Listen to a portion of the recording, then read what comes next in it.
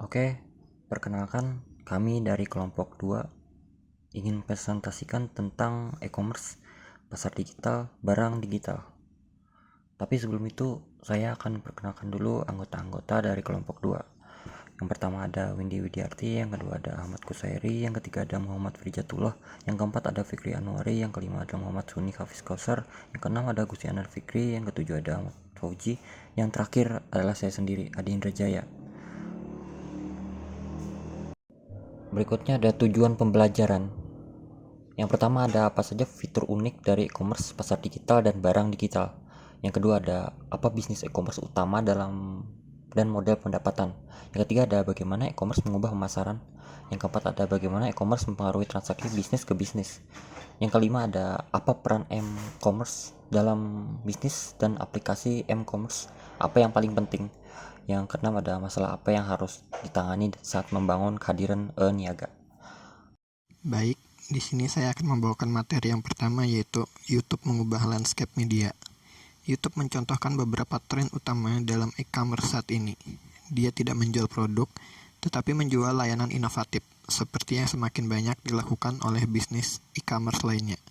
Layanan YouTube memberikan konten video streaming baik secara gratis yang didukung oleh iklan atau dengan berlangganan, dan juga memungkinkan pengguna untuk mengunggah dan menyimpan video mereka sendiri. YouTube memanfaatkan penambangan data canggih dan teknologi pencarian untuk menghasilkan pendapatan dari iklan.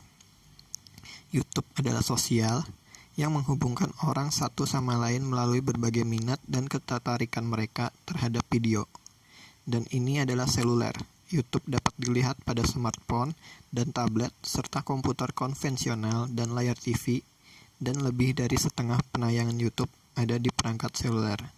Sekian dari saya. Ya, selanjutnya ada e-commerce. E-commerce mengacu pada penggunaan internet dan web untuk bertransaksi bisnis secara lebih formal. E-commerce ialah sebuah transaksi komersial antara organisasi ataupun individual yang dikemas secara digital. Untuk sebagian besar, ini mengacu pada transaksi yang terjadi melalui internet dan juga web. Transaksi komersial melibatkan pertukaran nilai, misalnya uang, di antara organisasi ataupun individu atas barang ataupun jasa. E-commerce hadir pada tahun 1995 ketika salah satu portal internet pertama itu Netscape.com menerima iklan pertama dari perusahaan besar dan mempopulerkan gagasan bahwa web dapat digunakan sebagai media baru untuk beriklan dan juga melakukan penjualan. Pertumbuhan e-commerce yang sangat pesat di tahun awal menciptakan bubble ekonomi. Bubble ekonomi adalah melambungnya siklus ekonomi secara cepat. Bubble ekonomi terjadi pada saham e-commerce pada Maret 2001. Sejumlah besar perusahaan e-commerce gagal selama proses ini. Sebaliknya, berlaku pada Amazon, eBay, Expedia, dan juga Google. Mereka malah menghasilkan keuntungan dan respon yang positif atas hadirnya e-commerce ini. Selanjutnya ada gambar pertumbuhan e-commerce. Berikut adalah data pertumbuhan penghasilan e-commerce antara bisnis kepada konsumen, yaitu B2C. Data di bawah ini menunjukkan bahwa pendapatan pada e-commerce setiap tahunnya naik dari 15-25% setiap tahunnya, sampai dengan resesi tahun 2008 ke 2009. Pada saat itu pertumbuhannya melambat, lalu pada tahun selanjutnya kembali naik, dan pada tahun 2018 pendapatan e-commerce bertumbuh sekitar 12% per tahun. Selanjutnya akan dijelaskan oleh teman saya. Dipersilahkan. Baik, selanjutnya yaitu mengapa e-commerce berbeda. Mengapa e-commerce berbeda? Karena ada di mana-mana market space yang secara virtual biaya transaksi berkurang. Yang kedua, jangkauan global, yaitu transaksi melintasi batas budaya dan nasional. Yang ketiga, standar universal, satu set standar teknologi, yaitu standar internet. Yang keempat, kekayaan, yaitu mendukung pesan video, audio, dan teks. Berikutnya, interaktivitas kepadatan informasi, yaitu transparansi harga dan biaya yang lebih besar, maka memungkinkan diskriminasi harga. Dan yang terakhir, personalisasi, customisasi, yaitu teknologi memungkinkan modifikasi pesan, barang. Teknologi sosial mempromosikan pembuatan konten, penggunaan, dan jejaring sosial.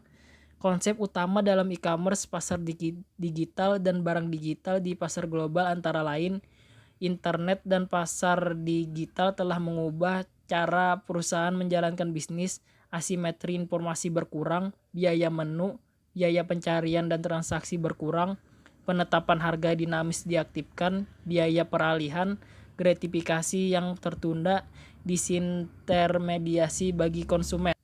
Selanjutnya yaitu barang digital. Barang digital atau e-produk adalah produk dengan wujud bukan fisik atau biasanya berbentuk elektronik yang diperjualbelikan secara online melalui media internet.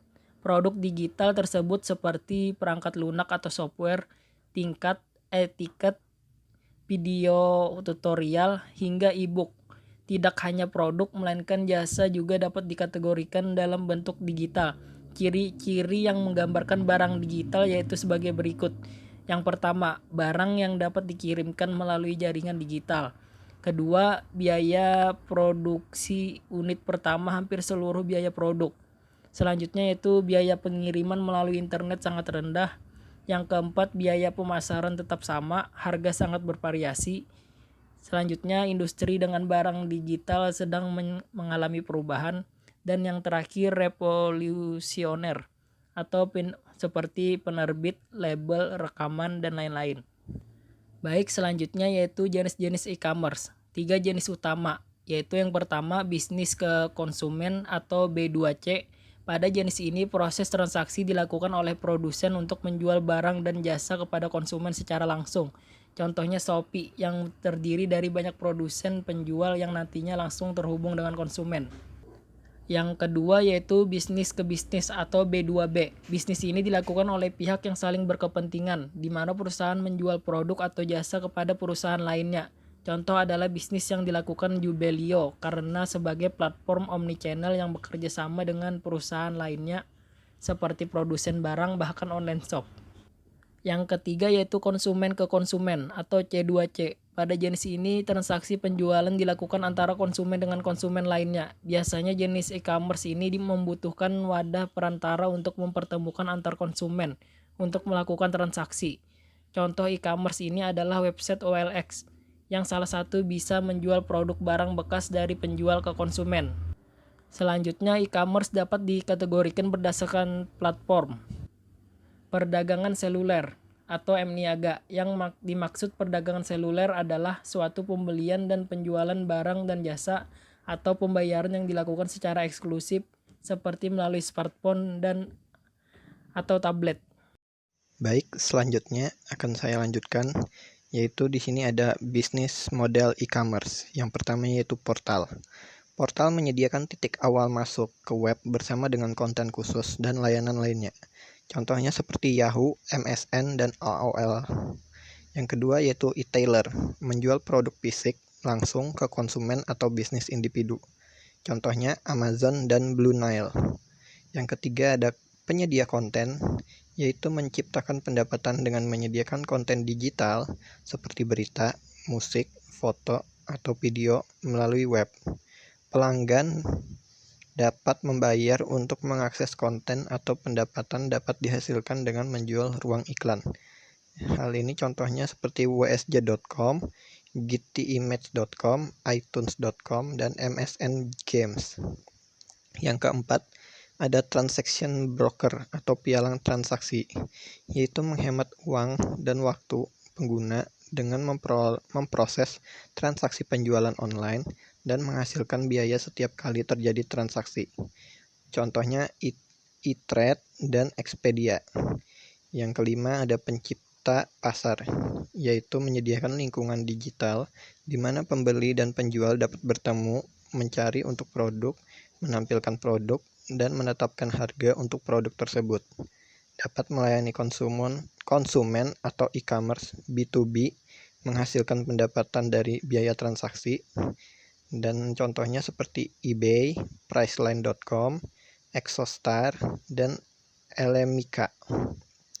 Yang keenam ada penyedia layanan, yaitu menyediakan aplikasi seperti berbagi foto, berbagi video, dan pembuatan pengguna sebagai layanan, menciptakan layanan lain seperti online, penyimpanan, dan pencadangan data.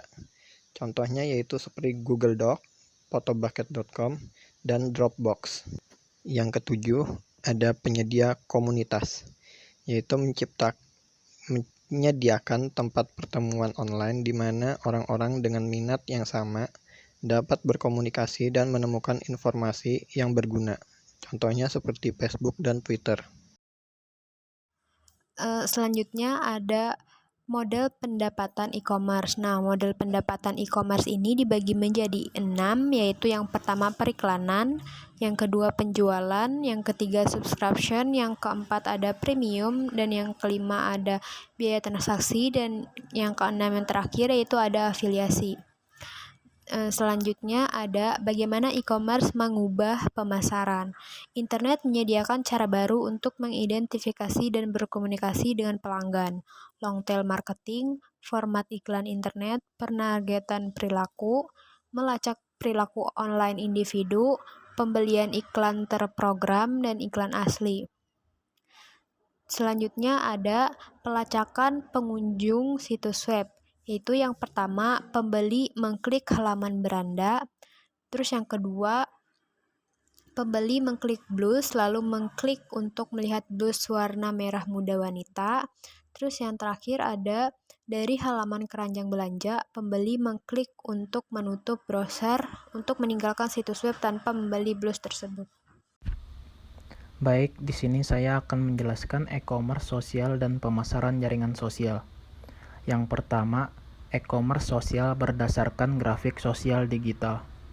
Yang kedua, fitur e-commerce sosial mendorong pertumbuhannya, yaitu fitur-fiturnya ada umpan berita, garis waktu, masuk sosial, belanja kolaboratif, pemberitahuan jaringan, dan penelusuran sosial atau rekomendasi. Yang ketiga, media sosial. Media sosial adalah media dengan pertumbuhan tercepat untuk branding dan pemasaran. Yang keempat, pemasaran jejaring sosial. Pemasaran jejaring sosial berusaha untuk memanfaatkan pengaruh individu atas orang lain, menargetkan jaringan sosial orang-orang yang berbagi minat dan saran, dan ada fitur tombol like Facebook. Lalu jejaring sosial memiliki audiens yang besar. Yang kelima, situs belanja sosial. Yang keenam, kebijaksanaan orang banyak. Dan yang terakhir, ketujuh, crowdsourcing. Selanjutnya, bagaimana e-commerce mempengaruhi transaksi B2B. Poin pertama, perdagangan B2B Amerika Serikat pada 2019 adalah 13,5 triliun dolar. Lebih tinggi dari tahun sebelumnya, yaitu pada 2018 sebesar 6,2 triliun dolar. Poin kedua, internet dan jaringan membantu mengotomatiskan pengadaan. Poin ketiga, berbagai teknologi berkemampuan internet yang digunakan di B2B, yaitu yang pertama, pertukaran data elektronik. Yang kedua, jaringan industri swasta. Ketiga, pasar bersih. Dan keempat, yang terakhir, pertukaran.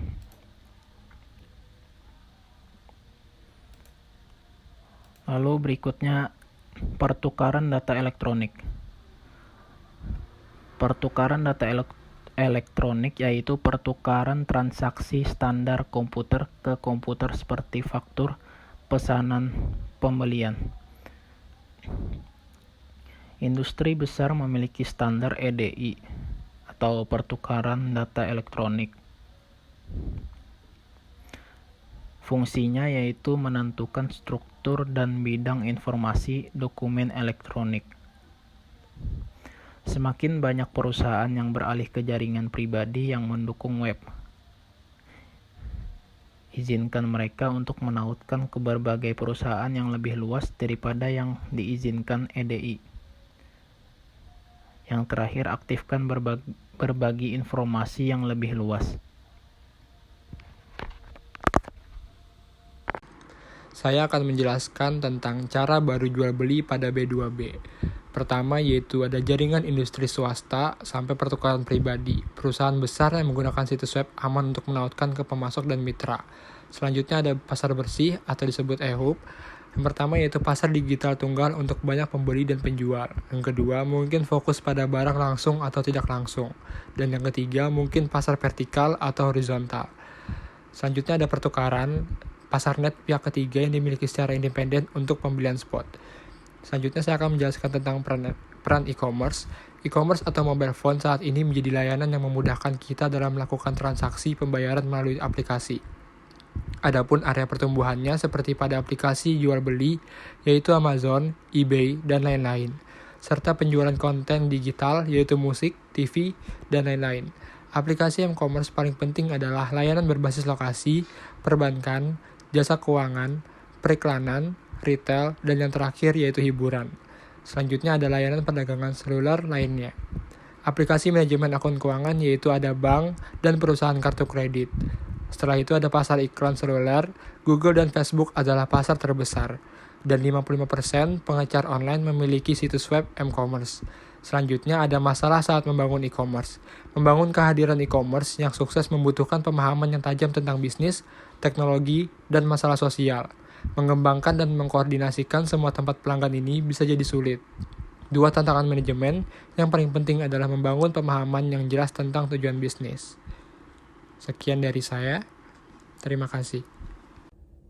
Baik, selanjutnya adalah e-commerce Friesen Map, di mana ada tipe Friesen, platform, dan aktivitinya. Yang pertama adalah website, yang dimana platformnya terdiri dari tradisional mobile, tablet, yang dimana aktivitinya search display, apps, affiliated, sponsorship. Yang kedua adalah email, di mana platformnya internal list, kedua purchase list, yang dimana aktivitinya newsletters, updates, dan sales. Yang ketiga, type of Friesen-nya adalah sosial media, di mana platformnya ada contohnya adalah Facebook, Twitter, blog, di mana aktiviti tersebut adalah conversation, engagement, sharing, dan advice. Dan yang terakhir adalah offline media, contohnya seperti print, TV, dan radio, di mana aktivitinya adalah education, exposure, and branding. Selanjutnya adalah bagaimana MIS membantu karir saya. Contohnya adalah seperti perusahaan sport Fantasy Empire, yang deskripsi posisinya adalah junior e-commerce data analysis. Syarat pekerjaan, wawancara, tips dari author. Mungkin itu saja dari saya serahkan kepada moderator. Baik, berikutnya ada kesimpulan. E-commerce memberikan kemudahan kepada para konsumen dalam mengaruhi kebutuhan. E-commerce merupakan sarana mudah bagi pembeli dan penjual untuk bertransaksi dengan tidak perlu mengeluarkan ruang dan waktu, dimanapun dan kapanpun dapat dilakukan melalui sistem jaringan internet. E-commerce pun dapat menjangkau pasar yang sangat luas. Hanya dengan bantuan jangkauan internet, e-commerce dapat melakukan pasar lebih luas. Adanya e-commerce ini tentu akan ada dampak positif dan negatif. E-commerce adalah lingkungan digital yang mungkin transaksi komersial terjadi antara banyak organisasi dan individu. Mungkin itu aja, sekian.